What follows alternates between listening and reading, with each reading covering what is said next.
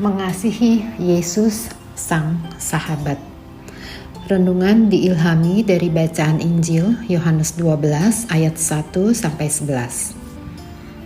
6 hari sebelum Paskah, Yesus datang ke Betania, tempat tinggal Lazarus yang dibangkitkan Yesus dari antara orang mati. Di situ diadakan perjamuan untuk dia dan Marta melayani.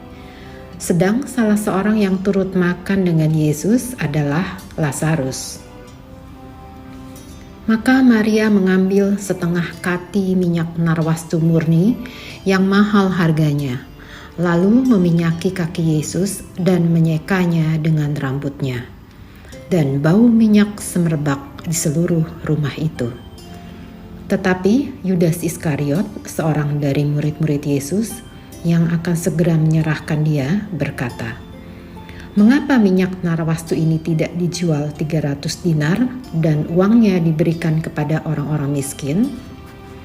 Hal itu dikatakannya bukan karena ia memperhatikan nasib orang-orang miskin, melainkan karena ia adalah seorang pencuri. Ia sering mengambil uang yang disimpan dalam kas yang dipegangnya.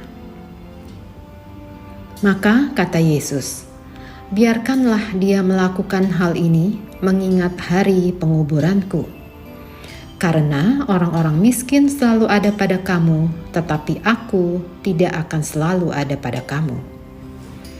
Sejumlah besar orang Yahudi mendengar bahwa Yesus ada di sana, dan mereka datang bukan hanya karena Yesus, melainkan juga untuk melihat Lazarus yang telah dibangkitkannya dari antara orang mati. Lalu imam-imam kepala bermufakat untuk membunuh Lazarus juga, sebab karena dia banyak orang Yahudi meninggalkan mereka dan percaya kepada Yesus.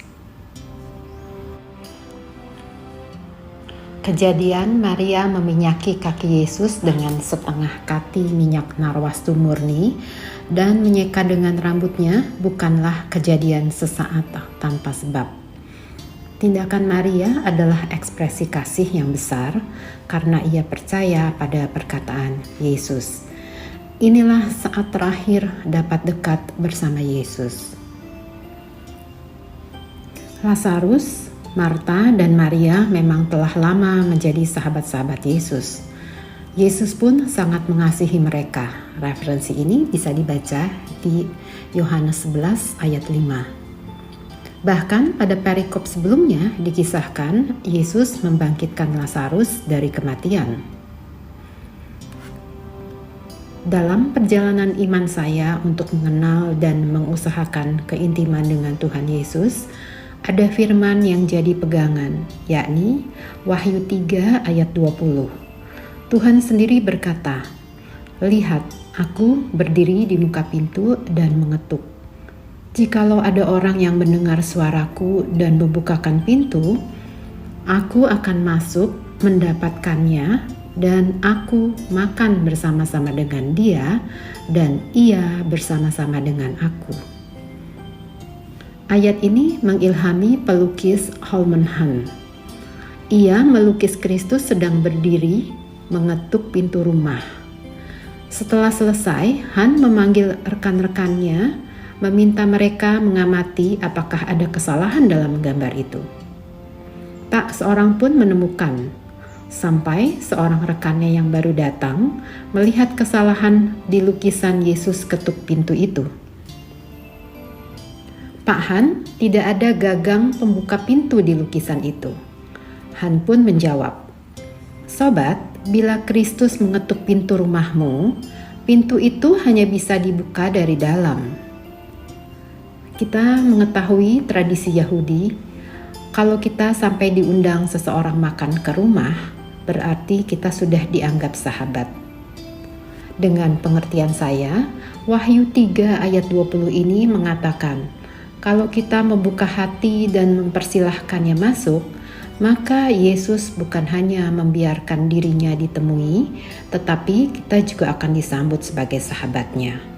Penawaran yang sungguh spesial. Yesus telah menjadi sahabat. Akankah kita memperlakukannya seperti Maria?